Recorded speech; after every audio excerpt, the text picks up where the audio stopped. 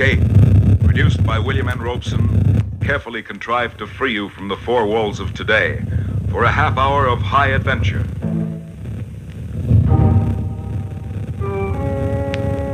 Today we escape to the Amazon jungle and to a creeping, crawling terror, as Carl Stevenson told it in his gripping story, Leinengen versus the Ants.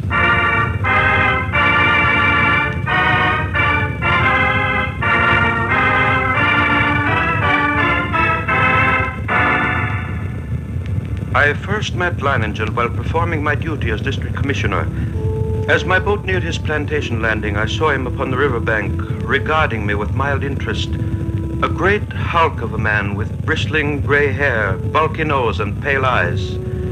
His entire appearance somehow suggested an aging and shabby eagle. He escorted me to the terrace and had a drink brought. I came quickly to the point of my visit and issued my warning. Leinengen puffed placidly at a huge cigar and listened as I told him, unless they alter their course, and there's no reason why they should, they'll reach your plantation in 2 days at the latest. Uh-huh. Well, it was decent of you paddling all this way just to give me the tip. Tip? Commissioner, even a herd of crocodiles couldn't drive me from this plantation of mine. But these aren't creatures you can fight. They're an elemental force, a gigantic catastrophe. 10 miles long, 2 miles wide, ants, nothing but ants, and each one as big as your thumb, and each of them a fiend from hell. Unless you clear out at once, there'll be nothing left of you but a skeleton, picked as clean as your own plantation will be. I'm not getting out. But you can't fight. Yes, I can. I've got the best weapon there is, Commissioner. Intelligence. But can't I make you understand the hideous... I think it is you who do not understand. In the 3 years I've been here, I've met and defeated more than one catastrophe. Flood, drought, a plague. Events which caused many of my neighbors to flee for their lives. No, Commissioner, all my life I have lived with one creed. The human brain needs only to become fully aware of its powers to conquer even the elements. Leinengen, your obstinacy is endangering not only your own life, but the lives of your workers and their families. You don't know these ants. I tell you, you don't know these ants. But Leinengen merely sat there puffing at his cigar and regarding me with a smug grin, and I knew it was hopeless.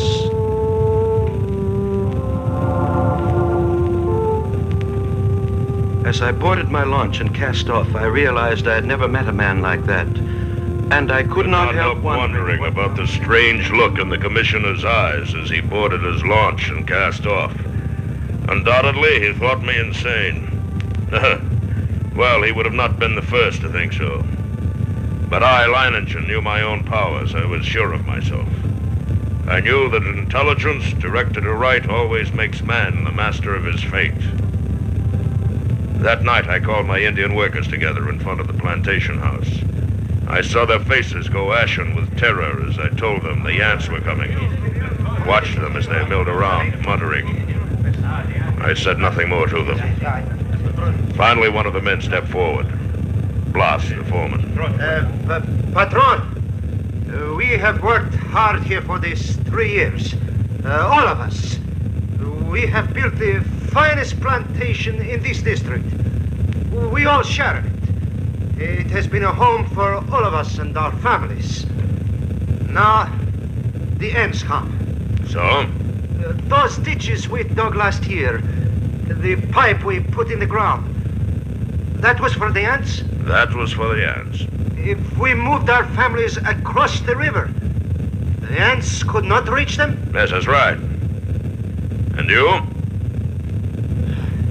The ants are mighty. We know what they can do. All of us think that you are mighty. Patron, we will stay with you and fight against the ants. I knew that the men would give me that answer.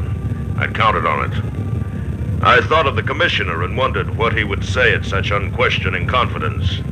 Would he still think I was insane? All that night, I could not get Leinengen out of my mind.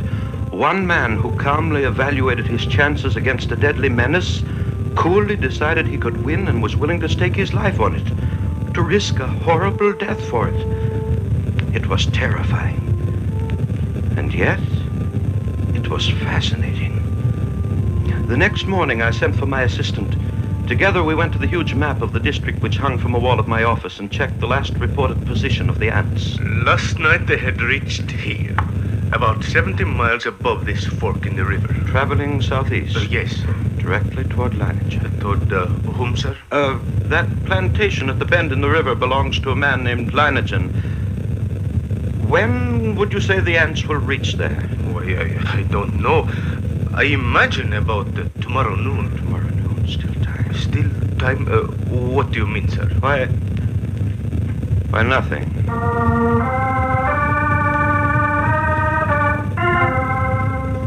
But what did I mean? Still time for what? For Leinengen to flee, or still time for me to... Even as I rejected the thought with horror, I knew that the fascination of that man was more than I could resist. That Leinengen's fight was drawing me back toward that plantation and death. I knew now past all doubt that I was going back. I had to.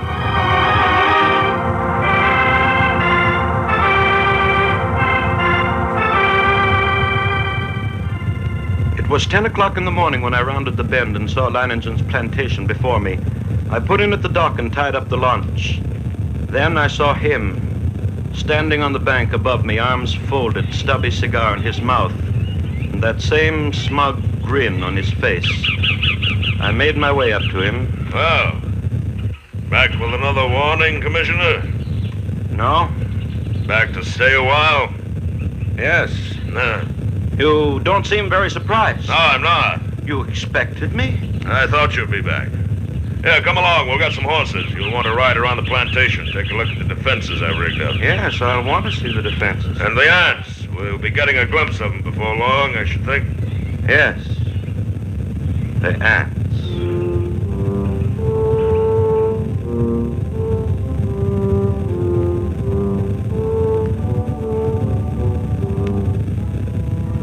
The defenses Leinengen had devised were quite impressive. Surrounding three sides of the plantation like a huge horseshoe was a ditch 12 feet wide. The ends of this horseshoe-shaped ditch ran into the river, which formed the fourth side of the plantation. And at the upriver entrance to the ditch, Leinengen had constructed a dam by which river water could be diverted into the ditch. A large hand wheel controlled the floodgate of the dam, and apparently Leinengen had ordered it opened immediately after my arrival. For as we now approached the ditch and rode along it, I could see that it was nearly full. How do you like my first line of defense, Commissioner? It's reassuring, like a motor on a castle. Unless the ants know how to build rafts, they won't reach the plantation. This is the outer moat. There's a better one than this. Now, come along. We'll go up on the high ground where the buildings are. We can get a view from there. Leinengen? Huh? I didn't see any women or children around the plantation or any animals. Yes, that's right. Moving across the river. And even you think there is danger. Not because of danger, Commissioner. Matter of efficiency. Efficiency? Cuts down on the efficiency of the men if they're worried about their families. Critical situations only become crises when oxen and women get excited. I see. Ah, here we are. See this ditch? It's much smaller than the other. Yeah, you've noticed how all the buildings are on this piece of high ground. The inner ditch surrounds them. It's lined with concrete. But even filled with water, this is no barrier. It's not big enough. Why, if the ants get this far, They'll get no farther. This ditch wasn't built for water, Commissioner. See the pipes leading into it? See those storage tanks up on the hill? Petrol. We can throw up a wall of flame. Get a bet they won't like that? I hope you're right. Leinengen, look! Over at the edge of the jungle, all those animals. Yes, running like the wind. Everything from jaguars to monkeys. Good heavens. Remember, they don't have any ditches. But can they escape? They'll be all right as long as they don't get caught between the river and the ants. They can outrun the crawlers. But if they get trapped, it's either the ants or the crocodiles. Commissioner, look! Look over there on the horizon. There are your ants. Look at them!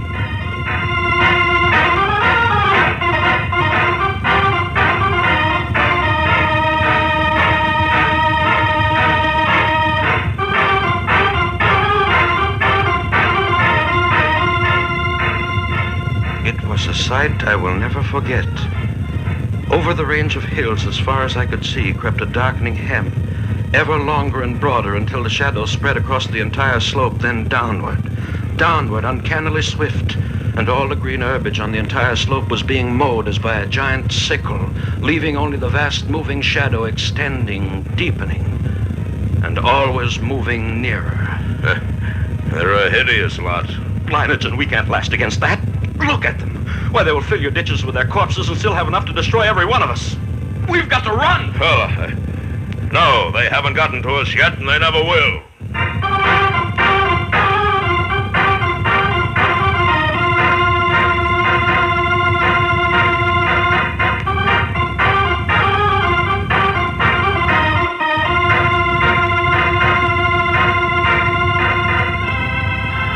The hostile army was approaching in perfect formation.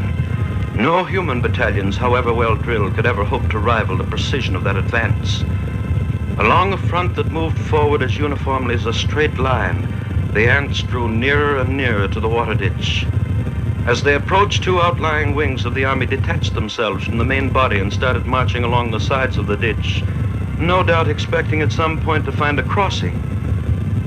And during this hour-long flanking movement, the main army remained still. Across the scant 12 feet of ditch, I stared at them, and they stared back at me.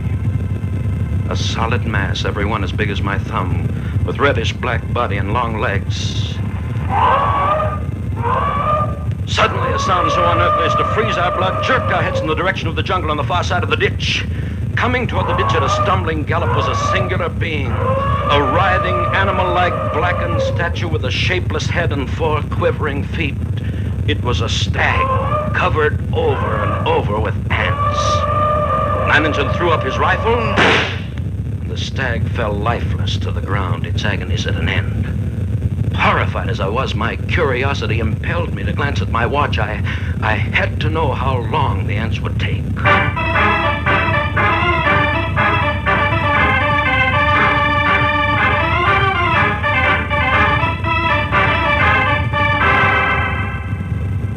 After 6 minutes, only the white, polished bones of the stag remained. Now I could see a change in Leinengen. Gone was the sporting zest of the novel contest. In its place was a cold, violent purpose. He had to beat the ants because now he knew how long it would take them once they got to us.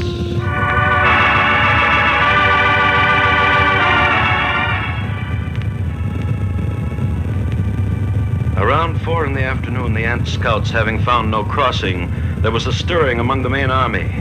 And then an immense flood of ants about 100 yards in width commenced pouring in a glimmering black cataract down the far slope of the ditch. Thousands drowned instantly, but the rest began using the bodies as bridges.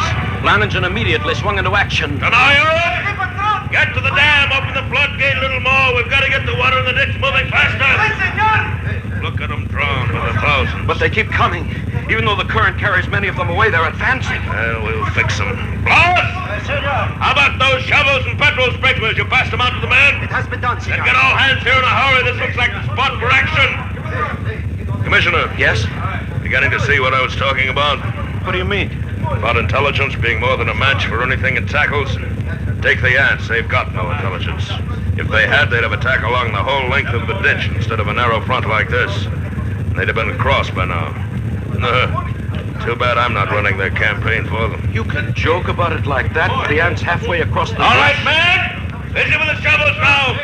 Drop some sand and clods on them. See how they like that. You with the petrol sprinklers, start popping. They don't like it, Commissioner. They don't like it a bit. Look at them. Yes, but look at the ones on the far side of the ditch. Whole clumps of them rolling into the water. The rest are using them for bridges. Yes, smarter than I thought. They're widening their front, too. Some of them are getting across. Well, grab a shovel then, Commissioner. Make them grab it.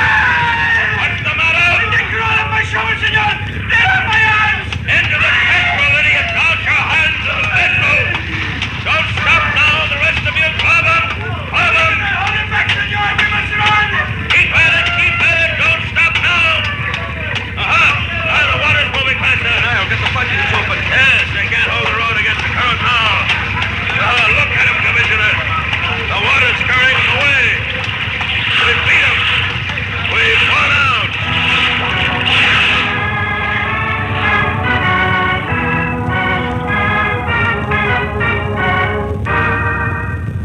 was true. Leinengen had won, at least the opening round. The floodgates were left open to forestall any night crossing, but when dawn came, the dark blanket was still there, motionless across the ditch. Then we noticed a feverish activity on the other side of the plantation. Here, a grove of tamarind trees lined the far end of the ditch, and every tree swarmed with the crawling insects.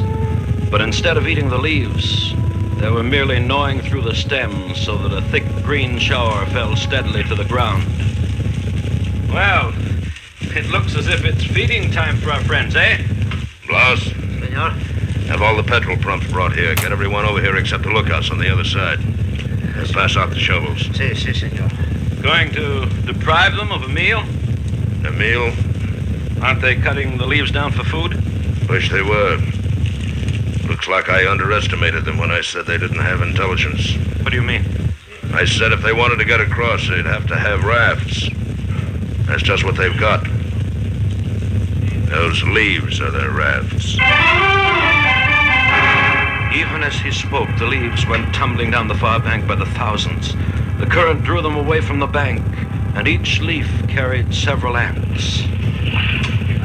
Don't worry, as long as you keep spraying them and shoveling dirt on their rafts, they can't land. But there will be too many. It's true. Look, more leaves in the ditch all the time. Why, they'll have a solid carpet to walk across in a minute. Not so fast, Commissioner. I've still got a trick up my sleeve for them. The water! The ditch is drying up. Yes, of course it's drying up. That's the plan. Those are the orders I sent to the dam. Are you mad? As soon as it's empty, what's to prevent the ants? Look! The water's way down. It's almost dry. They'll be able to come across the bottom. They'll not make it. The man at the dam will have opened the gates by now. To flood the ants? Right. But what a chance to take. If anything should Aha! happen. Here it comes. Here comes the water.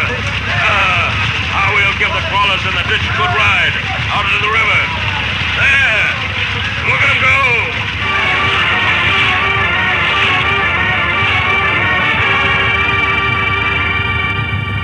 Leinengen's tactics were successful at first. The violent flow of water at the original depth raced through the ditch, overwhelming leaves and ants and sweeping them along. 3 times the ditch was emptied, 3 times the ants raced across its bottom, and 3 times the rushing water, arriving just in time, carried them away. But the 4th time, as the water lowered nearly to the bottom of the ditch, we waited in vain for the rushing water. Senor! And then... Senor! What's the matter? What's gone wrong with the dam? The ants! Just as the man at the dam lowered the water almost to the bottom, the ants attacked. Before he could open the floodgate, he was almost surrounded. He ran. The ants kept coming. They are across the ditch.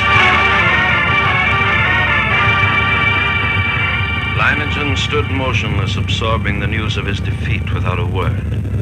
Then he raised his pistol and fired 3 shots into the air.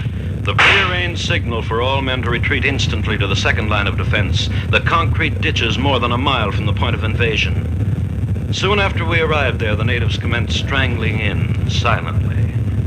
Leinengen waited until all of them had gathered. Then he spoke to them. Well, lads, we won the first round, lost the second. But we'll smash the crawlers yet. Anyone who thinks otherwise can draw his pay and push off. There are rafts enough on the river and plenty of time still to reach them. No, what's wrong? I will stay with you. You stay then. Good. Thank you, lads. And you, Commissioner? I can't persuade you to give up the fight. You cannot. Then I stay too. I knew you would. Senor! A few of the ants have reached the ditch. They're trying to get across. No, senor. I didn't think they would. There's plenty of food out there for them. My fields and orchards, a work of 3 years. Ought to last them until morning anyway. Yes, we were safe for that night. But the next morning, the black swarm was solid around us, and their shock troops were hard at work. They were dropping shreds of bark and twigs and leaves into the petrol-filled ditches, forming a floating bridge across the surface of the liquid. Leinengen stood silently watching this operation, and I could see a grudging admiration in his face. Then, after several hours, the attack came.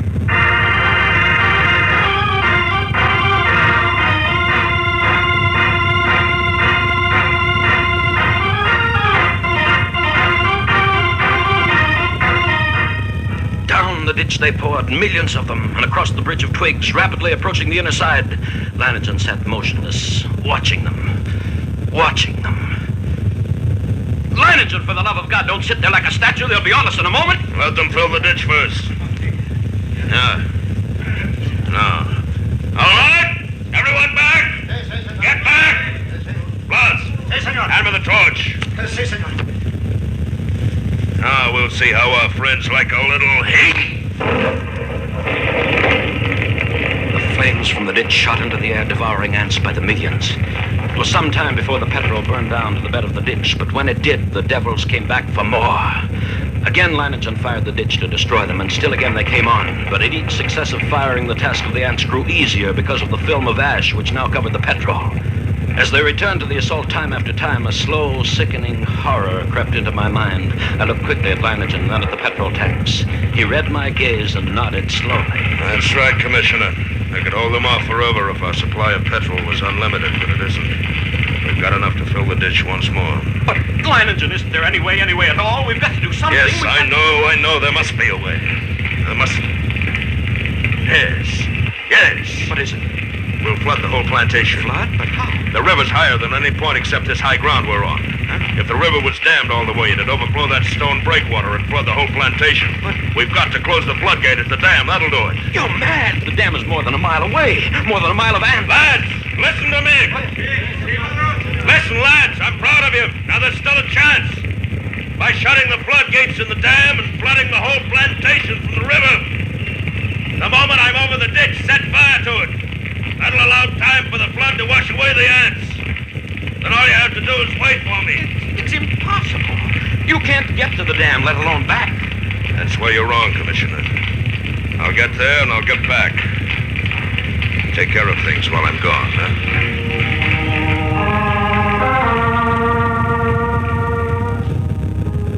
I watched him as he calmly pulled on high leather boots, drew gauntlets over his hand and stuffed the spaces between breeches and boots and gauntlets and arms with petrol-soaked rags. He shielded his eyes with close-fitting mosquito goggles and plugged his nostrils and ears with cotton. Then the natives drenched his clothes with petrol. Blas, who acted as doctor to the men, smeared a salve over him, and finally, Leinengen was ready. As he stood calmly surveying... ready for the run, I realized that this was as it should be. I, Leinengen, would meet the ants and defeat them. Or be defeated by them. Leinengen versus the ants. Yes, it was right that it should be like this. But now there was no more time for thought, only action. I took a deep breath, then bounded across the ditch and among the ants. I ran in long, equal strides, and with one thought, one sensation in my being, I must get through. I dodged the trees and shrubs. Except for the split seconds my soles touched the ground, the ants would have no opportunity to alight on me. I ran on. I was halfway to the dam before I felt ants under my clothes and a few on my face. I struck at them mechanically, scarcely conscious of their bites. And the dam grew toward me slowly. The distance grew less. Finally, only 100 yards away. 50. And I was there. I gripped the ant-covered wheel. But hardly had I seized it when a horde of ants flowed over my hands and arms. I strained. Slowly the wheel turned more. The floodgate was swinging, slowly shut. And then it was shut. And the water was rising behind the breakwater. Closer to the top. Closer. And then it was spilling over. The flooding of the plantation had begun. I let go of the wheel and started back through the ants. I was coated from head to foot with the fiends. Tugs of fire stabbed at me as they bit into my flesh. I almost lost my head with the pain as I ran, knocking ants from my body, brushing them from my bloody face. And then one bit me just below the rim of my goggles. I managed to tear it away, but its agony of the bite and its venom drilled into the eye nerves. I saw now through circles of fire into a milky mist. I was almost blinded, but I knew that if I tripped and fell, well, I ran on. My heart pounding as if it would burst, blood roaring in my ears, a giant's fist battering my lungs. Then I could see dimly that wall of flame its ditch, but it was too far away. I could not last half that distance. I stumbled. I fell myself being swarmed over, devoured, tried to rise. A great weight. Then suddenly the vision of the half-devoured stag in my brain. 6 minutes, then nothing but bones. I couldn't let it happen to me. I couldn't die like that. My feet. Drag myself forward toward the flame.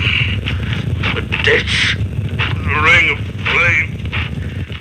Closer now. Only a little further. We had waited for hours, and through the blazing ring around us, an apparition hurtled and fell full length on the ground. It was Leinengen, alive with ants, unconscious, with glazing eyes and lacerated face.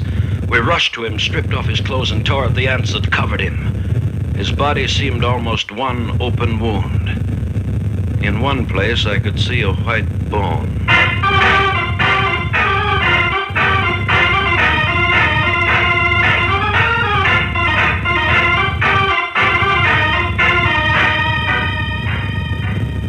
Later, as the curtain of flame lowered, I looked out where that blanket of ants had been and saw only a vast expanse of water, covering the entire plantation and working its way to within a few feet of the concrete ditch. The ants were gone, drowned, and Leinengen had won.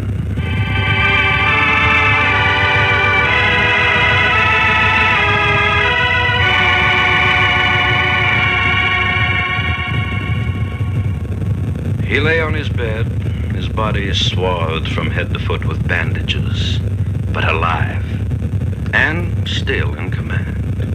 Everything in order? Everything's in order. I told you I'd come back. Nah. Even if I am a bit streamlined.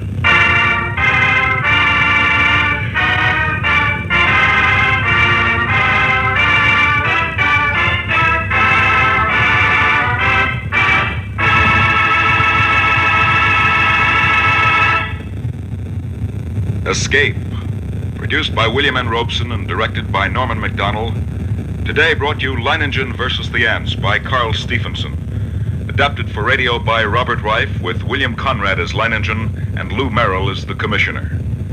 Music was conceived by Cy Feuer with Eddie Dunstetter at the organ. Next week, You are groping through a dark alleyway in the French